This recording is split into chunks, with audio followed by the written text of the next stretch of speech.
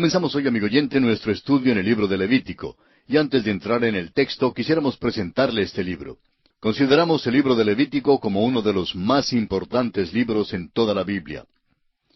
El doctor J. Vernon McGee, autor de estos estudios bíblicos, comparte el siguiente incidente. Hace muchos años, decía él, leí una declaración del doctor Kellogg, quien dijo que consideraba al libro de Levítico como el más importante de la Biblia. Creía yo, decía el doctor McGee, que el doctor Kellogg lo decía fingidamente cuando declaró esto. Luego escuché a un gran predicador en el estado de Tennessee, en los Estados Unidos, el doctor Dudley, quien dijo que consideraba que el libro de Levítico era el libro más importante en toda la palabra de Dios. Hace unos años, continuaba el doctor McGee, hice un experimento en nuestro programa de radio y confieso que realmente no sabía lo que iba a pasar. Empecé a enseñar este libro. Quería estudiarlo y ver si en realidad era un gran libro tan importante como lo decían estos hombres. Y tengo que confesar que yo tenía dudas en cuanto a la importancia del libro de Levítico como para usarlo en un programa de exposición popular de la Biblia. Permítame decirle, concluía el doctor McGee, que descubrí que este es un libro muy conmovedor. Y no solo eso, sino que ahora puedo decir sinceramente que yo considero que el libro de Levítico es uno de los más importantes de toda la Biblia. Hasta aquí las palabras del doctor McGee. Amigo oyente, si nos fuera posible introducir el mensaje del libro de Levítico en los corazones de todas las personas que tratan de ser religiosas, todas las sectas e ismos se acabarían, porque este libro lograría tal cosa. El libro de Levítico fue escrito por Moisés y forma parte del Pentateuco, es decir, los primeros 5 libros de la Biblia escritos por Moisés. El libro comienza en el monte Sinaí, el mismo sitio geográfico donde Dios dio la ley. Usted recordará que el libro de Éxodo terminó con la construcción del tabernáculo, según las instrucciones de Dios, y luego el tabernáculo se llenó de la gloria de Dios. Ahora el libro de Levítico continúa dando los reglamentos sobre la adoración en el tabernáculo. Levítico es, pues, el gran libro sobre la adoración. El libro de Levítico principia con la palabra hebrea Vayikra, que quiere decir y llamó. Dios ahora se ha mudado al tabernáculo y habla desde allí, y ya no habla desde el monte de Sinaí. Llama al pueblo para que se reúna con él en el tabernáculo y les dice cómo deben venir y cómo deben caminar delante de él. Por eso, este es un mensaje maravilloso para la iglesia. El significado real de la palabra iglesia, la eclesia, es los llamados afuera. En otras palabras, los que hemos creído somos los que hemos sido llamados afuera. En aquel día Dios hablaba desde el tabernáculo, pidiéndoles que se allegaran a Él. Hoy en día, el Señor Jesús nos llama y dice en Juan 10:27, «Mis ovejas oyen mi voz». Por tanto, este libro tendrá un maravilloso mensaje para nosotros hoy en día. Levítico es el libro sobre la adoración. El sacrificio, la ceremonia, el rito, la liturgia, las instrucciones, los lavamientos, las convocaciones, las fiestas que debían ser guardadas, las condiciones y las amonestaciones se amontonan en este libro. Todos estos ejercicios físicos fueron dados para enseñar verdades espirituales. El apóstol Pablo escribió en su primera carta a los Corintios capítulo 10, versículo 11, «Y estas cosas les acontecieron como ejemplo, y están escritas para amonestarnos a nosotros, a quienes han alcanzado los fines de los siglos». Y también en el mismo capítulo 10 de Primera a los Corintios, versículo 6, Pablo dice, «Mas estas cosas sucedieron como ejemplos para nosotros». Y en su carta a los Romanos, capítulo 15, versículo 4, dice, «Porque las cosas que se escribieron antes, para nuestra enseñanza se escribieron, a fin de que por la paciencia y la consolación de las Escrituras tengamos esperanza». El apóstol Pedro nos dice que el Antiguo Testamento contiene verdades espirituales para nosotros. En su primera carta, capítulo 1, versículos 10 al 12, dice, «Los profetas que profetizaron de la gracia destinada a vosotros, inquirieron y diligentemente indagaron acerca de esta salvación, escudriñando qué persona y qué tiempo indicaba el Espíritu de Cristo que estaba en ellos, el cual anunciaba de antemano los sufrimientos de Cristo y las glorias que vendrían tras ellos. A estos se les reveló que no para sí mismos, sino para nosotros, administraban las cosas que ahora os son anunciadas por los que os han predicado el Evangelio por el Espíritu Santo enviado del cielo, cosas en las cuales anhelan mirar los ángeles. Y el escritor a los Hebreos dice en el capítulo 11, versículo 13 de su carta: conforme a la fe murieron todos estos sin haber recibido lo prometido, sino mirándolo de lejos y creyéndolo y saludándolo y confesando que eran extranjeros y peregrinos sobre la tierra. El libro de Levítico tiene instrucciones maravillosas para nosotros hoy en día porque revela a Cristo de una manera muy extraordinaria.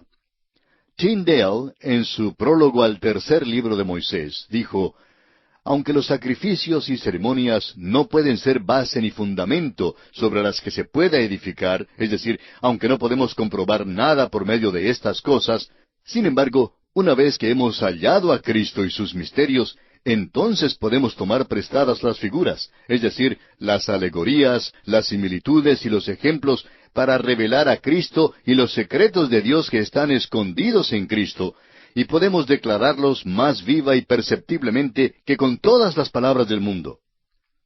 La adoración para nosotros hoy en día ya no es por medio de ceremonias o ritos, ni es cosa de algún lugar específico. Usted recordará que los israelitas habían estado cumpliendo las ceremonias y que también tenían sus ritos. Pero recordemos también que Jesús dijo a la mujer samaritana en San Juan capítulo 4, versículos 21 al 24, «Mujer, créeme, que la hora viene cuando ni en este monte ni en Jerusalén adoraréis al Padre. Vosotros adoráis lo que no sabéis. Nosotros adoramos lo que sabemos, porque la salvación viene de los judíos. Mas la hora viene, y ahora es, cuando los verdaderos adoradores adorarán al Padre en espíritu y en verdad, porque también el Padre tales adoradores busca que le adoren. Dios es espíritu, y los que le adoran en espíritu y en verdad es necesario que adoren». El principio fundamental del libro de Levítico es santidad a Jehová. El mensaje del libro es doble. Primero, Levítico enseña que el único camino a Dios es por medio del sacrificio. La palabra expiación ocurre 45 veces en este libro. Expiación significa encubrir. La sangre de los toros y de los machos cabríos en realidad no podía quitar el pecado, pero lo podía encubrir hasta que Cristo viniera para quitar todos los pecados.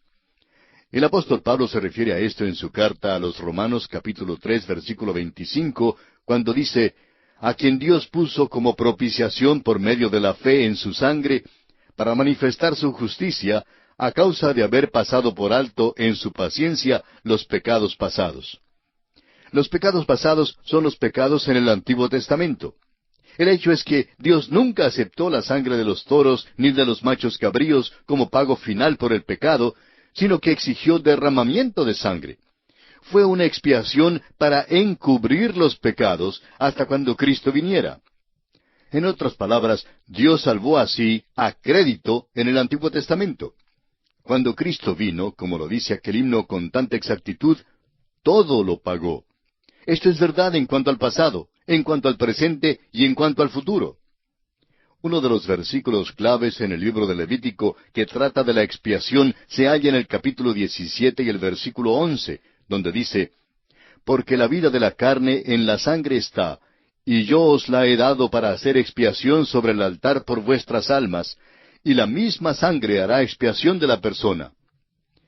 El camino a Dios es por medio del sacrificio, y sin derramamiento de sangre no se hace remisión de pecados. En segundo lugar, Levítico nos enseña que el caminar con Dios solo es posible por medio de la santificación. La palabra santidad ocurre 87 veces en este libro. El capítulo 20, versículo 26 de este libro nos dice: «Habéis pues de serme santos, porque yo Jehová soy santo, y os he apartado de los pueblos para que seáis míos».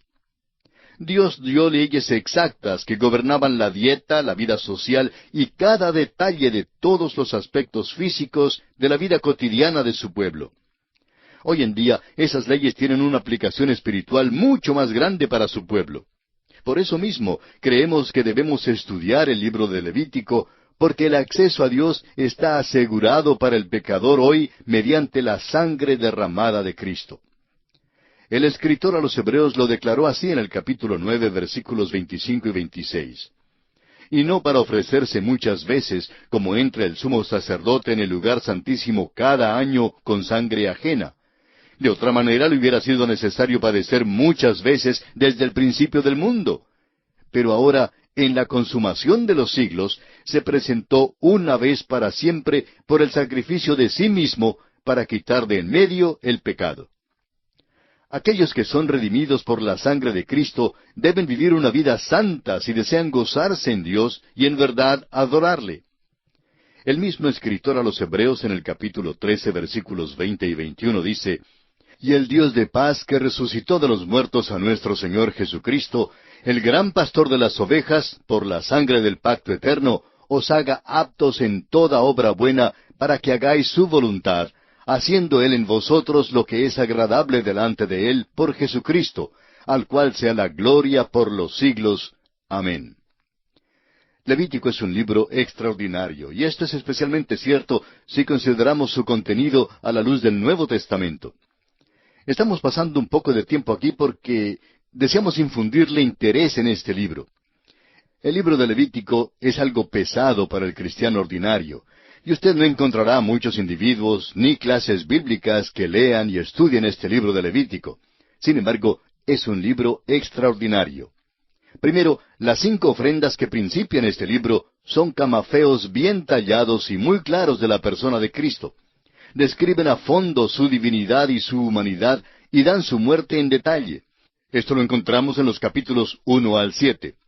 En segundo lugar, la consagración de los sacerdotes, en los capítulos 8 al 10, revela lo superficial e inadecuado que es nuestro pensar en cuanto a la consagración cristiana.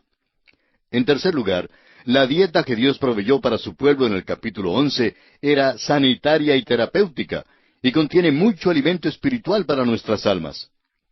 En cuarto lugar, en el capítulo 12, la atención se da a la maternidad y es un ejemplo más del pensar de Dios con respecto al sexo femenino.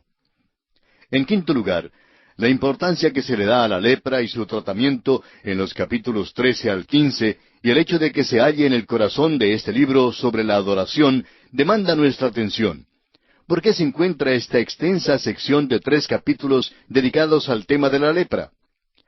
Aquellos que han recibido una bondadosa percepción de las Escrituras han hallado aquí un tipo del pecado y de su efecto corruptible sobre el hombre en su relación con Dios. La limpieza del leproso halla su cumplimiento en la muerte y la resurrección de Cristo, como lo veremos al estudiar un sacrificio extraordinario de 2 pájaros. Amigo oyente, si usted y yo quisiéramos escapar de la contaminación del pecado en este mundo, tendríamos que saber muchísimo más en cuanto a la muerte y la resurrección de Cristo y la aplicación de ella para nuestras vidas. En sexto lugar, el gran día de la expiación que encontraremos en el capítulo 16 es un retrato de cuerpo entero del sacrificio de Cristo. En séptimo lugar, en el capítulo 17, la importancia del altar de bronce en el tabernáculo da importancia a lo esencial de la cruz de Cristo. En octavo lugar, el énfasis en este libro de instrucciones respecto a los detalles más minuciosos en la vida diaria del pueblo de Dios, en los capítulos 18 al 22, revela cómo Dios desea que se involucre la familia humana con Él. Dios quiere involucrarse en el negocio suyo, en su vida familiar y en su vida social. Amigo oyente, tengamos cuidado de no excluir a Dios de nuestras vidas. En noveno lugar, la lista de las fiestas en el capítulo 23 suple un programa profético de la agenda de Dios para toda la eternidad. En décimo lugar, las leyes que gobiernan la tierra de Palestina, en los capítulos 24 al 27, suplen una interpretación sobre su historia de fortuna altibaja y dan una idea en cuanto a su futura importancia. Hay muchísimas profecías en este libro. La nación de Israel y la tierra prometida están entretejidas y entrelazadas desde aquí hasta la eternidad. Considerando ahora a Levítico como libro completo, veremos que hay una relación notable entre los primeros 3 libros de la Biblia. En Génesis vemos al hombre arruinado. En Éxodo vemos al hombre redimido. Y en Levítico encontramos al hombre adorando a Dios. También nos es posible hacer una comparación y contraste entre Éxodo y Levítico. En el libro de Éxodo vemos la oferta de perdón.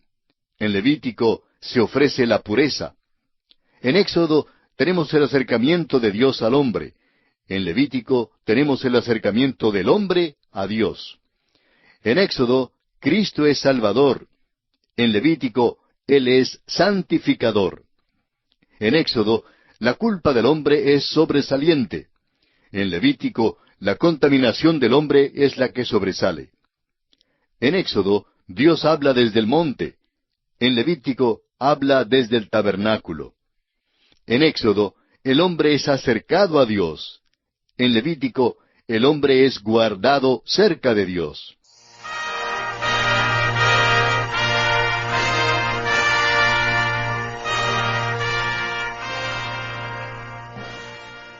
Hoy nos tocan 3 libros, Levítico, Números y Deuteronomio, y con estos 3 vamos a terminar lo que es el Pentateuco. Entonces empezamos con Levítico. Levítico empieza con una vav consecutiva, igual que Éxodo, y esto indica continuidad con Éxodo, porque empieza con i. Entonces aquí está ligándose con lo que viene antes. Y también temáticamente hay una fluidez entre Éxodo y Levítico, porque Éxodo termina con la construcción del templo. Entonces es muy natural que el próximo tema sea cómo manejar el templo. ¿Quién maneja? ¿Qué se hace en el templo? Y Levítico da la respuesta a esa pregunta. La mayor parte de Levítico es código religioso, pero las leyes están colocadas dentro de un marco, un contexto histórico del pueblo de Dios entre Egipto y la tierra prometida.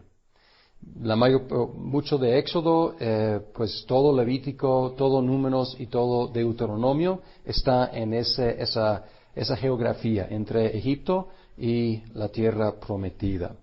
Y su título en español, Levítico, indica las leyes son leyes para los levitas. Y por eso muchas veces este libro no es muy accesible inmediatamente para el pueblo, porque no fue escrito precisamente para el pueblo. O sea, es palabra de Dios, es para el pueblo de Dios, pero es muy como técnico, es muy como profesional para la profesión de los sacerdotes, y por lo tanto, pues no es a veces muy accesible.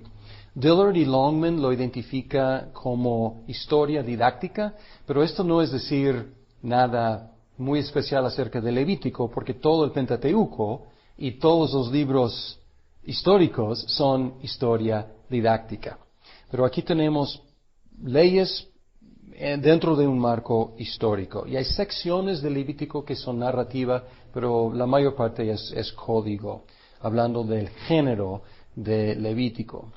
Ahora, vamos a hablar un poquito del autor, aunque ya hemos tocado el tema, porque hablamos del autor del Pentateuco en general. Sin embargo, vale la pena hablar de cada libro individualmente también, su autor y las diferentes cuestiones alrededor de la autoría de los diferentes libros del Pentateuco. Levítico, como todos los libros históricos, es anónimo, estrictamente hablando. No dice, pues, quién haya sido el autor. Sin embargo, empieza en el primer versículo y menciona 56 veces que Dios llamó a Moisés o que Dios habló con Moisés. Entonces, muchas veces a través del libro dice eso. Entonces, esto da la impresión de ¿qué? Pues estamos leyendo lo que Dios dijo a Moisés. Así que se presenta como la continuación de la revelación de Dios a su pueblo por medio de Moisés. Pues así se presenta. Bien. Y no vamos a hablar más, o sea, pueden referirse a la crítica alta ya pues de Wellhausen y todo eso. No vamos a hablar más de eso en cuanto al autor. Pero hablando de la fecha, si Levítico es mosaico, la fecha ya tenemos, porque es la fecha de Moisés. Aunque hay debate, ¿se acuerdan? Hay debate en cuanto a la fecha del Éxodo, si es el siglo XIII o el siglo XV, pero pues la fecha obviamente tiene que corresponder a las fechas de Moisés, sean las que sean. Harrison presenta evidencia interna, que es interesante, en relación a las prácticas en el Medio Oriente en el segundo milenio antes de Cristo. Y él dice, y él tiene bastante evidencia ahí, para decir que las profesiones en el segundo milenio antes de Cristo solían tener sus manuales escritos. No tenían la costumbre, como muchos suponían de ese entonces, de tener mucho código oral durante mucho tiempo y por fin a alguien se le ocurría escribirlo. Él dice, no, la práctica en el segundo milenio antes de Cristo era tener sus manuales escritos de leyes, de medicina, del sacerdocio, de administración civil, de servicio diplomático, y él tiene mucha evidencia ahí. Y él dice que por lo tanto, o sea, siendo un código profesional levítico, un código sacerdotal, cabe muy bien dentro del segundo milenio antes de Cristo. En otras palabras, cabe muy bien dentro del tiempo de Moisés. Por lo tanto, Harrison identifica esto como uno de los errores más graves de Wellhausen, el haber fechado la supuesta fuente P. ¿Se acuerdan de la fuente P? Es para priestly o sacerdotal. Para Wellhausen y su escuela, esa fuente fue muy tardía después del exilio. Y pues Harrison dice que es un errorzote de toda esa escuela, entre otros errores, haber fechado esa supuesta fuente P o sacerdotal después del exilio. Ahora, estructura de Levítico. La forma más sencilla de dividir Levítico es en dos secciones. Ritos para quitar la impureza, 1 a 16 o 1 a 15, y ritos para restaurar la comunión, 16 a 27, o si quieres dejar 16 como al lado, como el eje de este libro, puede ser 1 a 15 y 17 a 27. Pues no hay en un sentido mucha diferencia entre quitar la impureza y restaurar la comunión, pero uno es como negativo, lo que se quita, y otro es positivo, lo que se gana. Entonces es en general, aunque pues hay muchas leyes muy enfocadas en cosas muy específicas, entonces a lo mejor no todos caben dentro de este esquema. El punto focal del libro es el día de expiación Yom Kippur en el capítulo 16. La primera sección se puede subdividir entre las ofrendas, capítulos 1 al 7, los sacerdotes, capítulos 8 a 10, y luego cuestiones de pureza e impureza, capítulos 11 al 15. Y luego la segunda sección se subdivide en las leyes sobre la santidad, las bendiciones y las maldiciones y los regalos para el Señor. Bien, vamos a hablar un poco de las ofrendas, esta primera sección, porque hay varias ofrendas y parece que hay algo de traslape entre las ofrendas en cuanto a su propósito. No es posible decir, esta ofrenda era exclusivamente para tal propósito, y en diferencia, otra ofrenda era para otro propósito completamente diferente. No, hay traslape, como vamos a ver. La ofrenda quemada, lo que llamamos el holocausto, servía para expiación. Y vamos a hablar de esta palabra expiación, kippur, en hebreo, que se usa en el versículo 4. Y hay debate en cuanto a la etimología de esta palabra, kippur. Si viene de una palabra, hay tres candidatos básicamente para su etimología. Algunos dicen que viene de una palabra que quiere decir redimir, otros que dicen que viene de una palabra que quiere decir limpiar, y otros que dicen que viene de una palabra que quiere decir cubrir. Y hay gente a favor de cada una de estas posturas.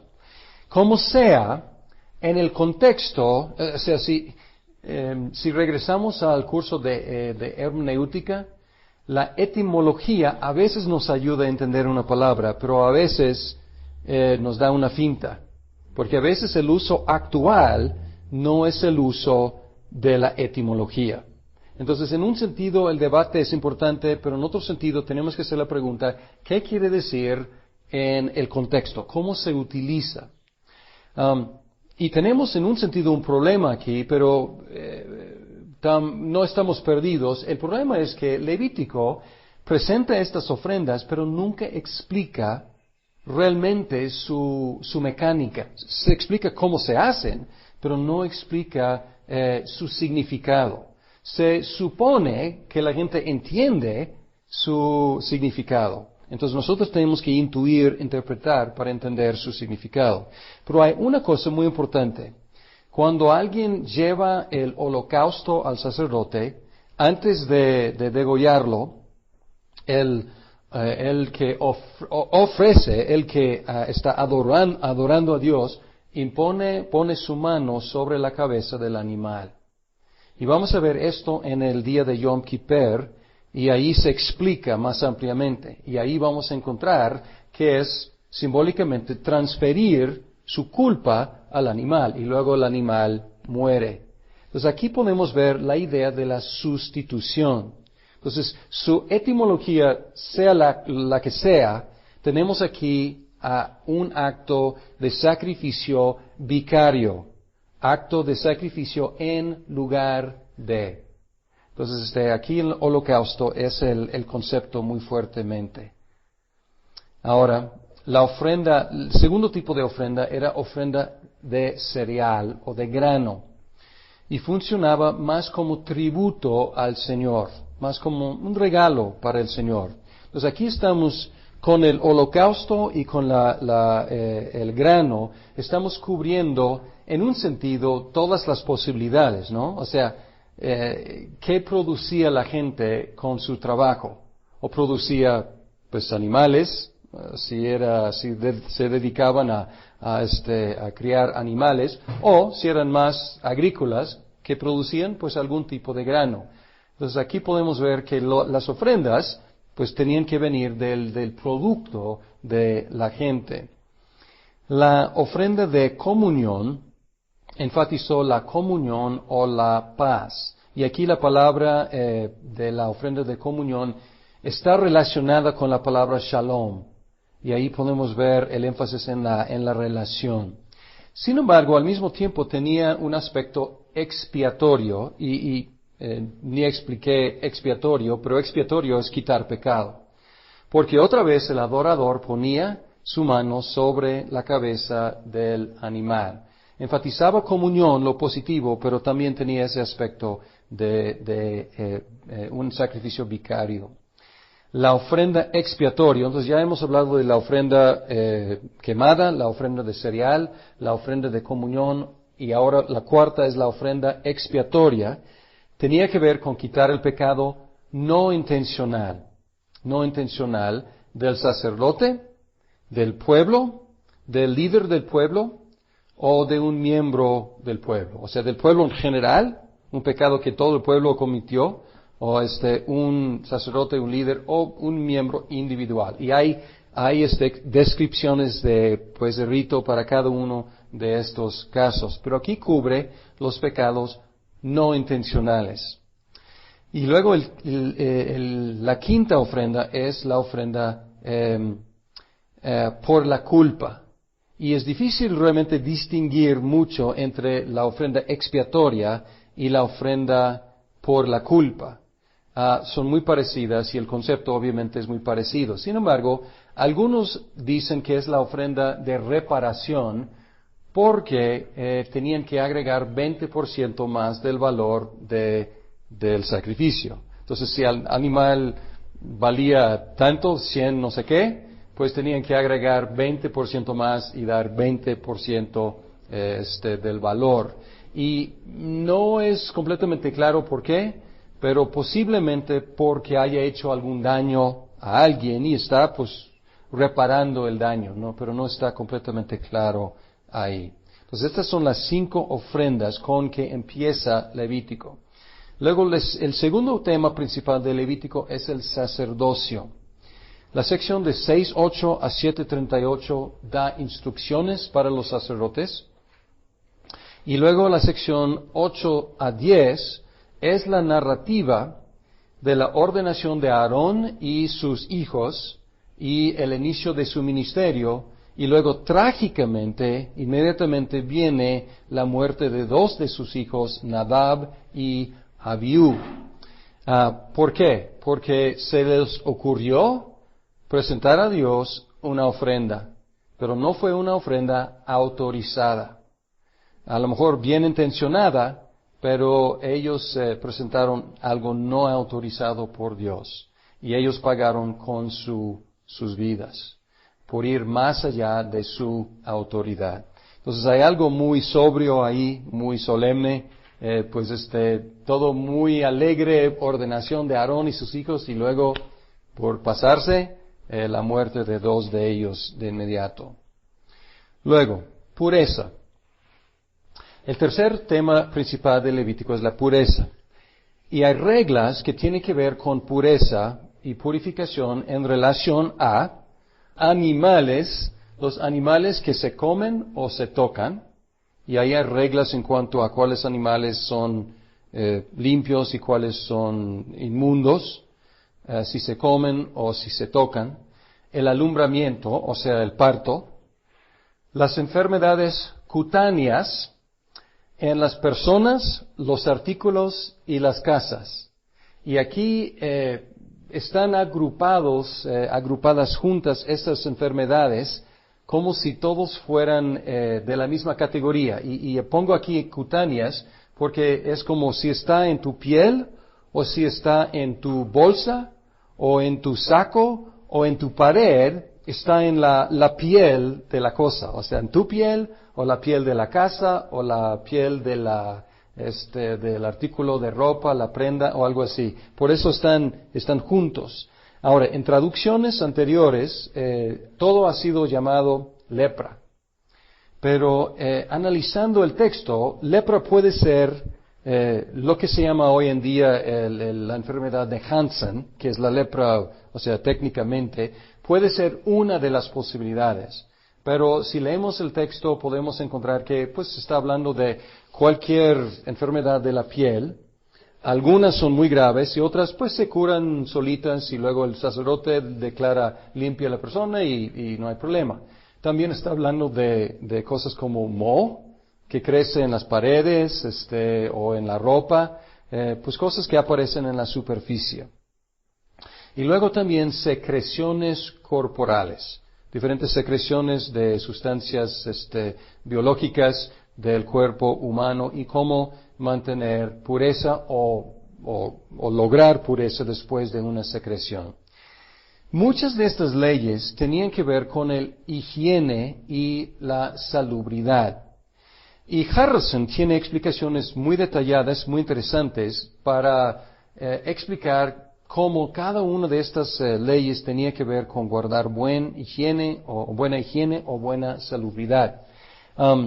Sin embargo, Dillard y Longman dudan si todas se pueden explicar de esta forma. No es muy obvio por qué algunos animales inmundos y otros animales limpios. En algunos casos se puede explicar quizás, por ejemplo, el puerco. Pues en un clima cálido, sin posibilidad de conservar, preparar la carne, a lo mejor pues la carne de puerco era más peligrosa que carne de res, digamos. Pero hay otras que son más difíciles de explicar. ¿Por qué este insecto y por qué no este insecto? ¿Por qué este animal marino y este no? O sea, pues Dillard y Longman yo creo que dudan con razón de la posibilidad de determinar solamente con el criterio de salud.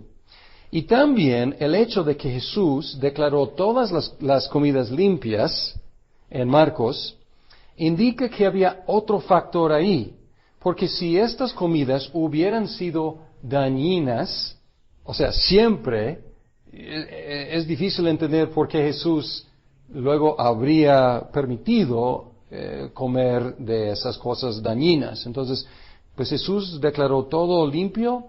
Entonces parece que otro factor operaba, pero como digo, es difícil para nosotros a esta distancia entender por qué un animal sí y otro animal no. Aunque mucho, como digo, mucho se puede explicar viendo desde nuestra perspectiva, con nuestro conocimiento de bacteria, de virus, de pudrimiento, etcétera, etcétera, podemos ver, pues ya entiendo, eso tiene mucha razón en su contexto. Bien. Ya llegamos al clímax o al eje, al punto focal de Levítico, que es el día de expiación, Yom Kippur. Era una ceremonia anual para expiar los pecados del sumo sacerdote y del pueblo. Y había 4 animales mencionados. Un novillo ofrecido como sacrificio expiatorio por los pecados de Aarón y su familia. Entonces, antes de poder representar al pueblo, él tenía que expiar sus propios pecados. Y luego se menciona un carnero para el holocausto. Se menciona al principio del capítulo, pero luego ya no se menciona. Entonces, es un poco misterioso, no se explica exactamente qué se haya hecho con ese carnero. Y luego 2 machos cabríos. Uno como sacrificio expiatorio y otro como el que llevaba el pecado al desierto. Entonces uno fue sacrificado y fue como un volado para decidir cuál iba a morir y cuál iba a ser llevado al desierto. Y aquí es muy obvio y se explica muy claramente de que pues Aarón pone sus manos sobre el macho cabrío, confiesa los pecados del pueblo, entonces y es muy obvio que es algo vicario, algo en lugar del pueblo. La última sección de Levítico contiene muchas leyes que cubren varios temas, incluyendo el manejo de la sangre, el incesto, o más bien la prohibición del incesto, y cómo definir incesto, porque ahí da una lista de muchas relaciones prohibidas, entonces, y eso es como definición del incesto. Y de hecho, la Iglesia cristiana ha seguido básicamente la lista que está en Levítico 18 para determinar límites de afinidad y consanguinidad dentro de las cuales podemos contraer matrimonio. También la ética y los castigos por infracciones, la santidad de los sacerdotes y los sacrificios, el día sabático y las fiestas, las 3 fiestas anuales, el tabernáculo, una narrativa, y aquí hay una narrativa, como hubo narrativa en cuanto a la ordenación de 8 a 10, ordenación de Aarón, sus hijos, y la muerte de 2 de sus hijos.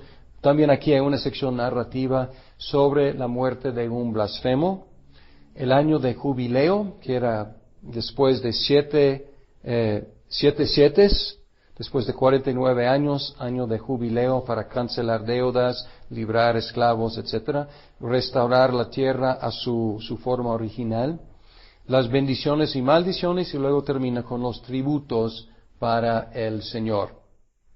Entonces es básicamente un resumen de Levítico. Ahora, ¿qué quiere decir? ¿Cuál es su mensaje? Porque la verdad, leer el libro es difícil para nosotros, porque es algo técnico, es algo profesional, y para nosotros es algo muy lejano. Pero tiene mensaje todavía bastante importante para los cristianos. El mensaje central de Levítico es: yo soy el Señor vuestro Dios, por tanto consagraos y sed santos, porque yo soy santo. Es 11:44, es un buen resumen del mensaje de Levítico. Y en un sentido, todo lo que se contiene, todos los detalles de todas las leyes y las normas y las prohibiciones y los mandatos, tienen que ver con guardar la santidad del pueblo de Dios. O, en caso de haber perdido la santidad, restaurar el pueblo de Dios a un estado de santidad delante de Él. Pedro cita este texto en su exhortación a los cristianos. Dice lo mismo. Entonces no ha cambiado. Dios todavía es santo, somos su pueblo, debemos ser santos. Y además, la carta a los Hebreos es como la llave cristiana para abrir la puerta de Levítico, porque se basa mucho Hebreos en Levítico y nos explica el sentido cristiano de los sacrificios y sobre todo del Yom Kippur. Varias cosas que dice. Jesús es el sumo sacerdote superior a los descendientes de Aarón, siendo del orden del Melquisedec. Y esto es un argumento fascinante, porque Jesús era ¿de cuál tribu? De Judá. Y los de Judá no eran sacerdotes, sino, pues los de David por lo menos eran reyes. Entonces no era la tribu de sacerdotes, sino de reyes. Y entonces alguien podría decir, tú dices que Jesús es sacerdote, no es levita. Y el autor a los Hebreos dice, y qué bueno que no sea levita, porque es mejor que levita, es de otro orden. Y aquí hay algo misterioso en Génesis. Melquisedec aparece y desaparece. Bendice a Abraham, recibe tributo de Abraham y desaparece. Luego se menciona en el Salmo 110, tú eres sacerdote según el orden de Melquisedec, y ya no se menciona.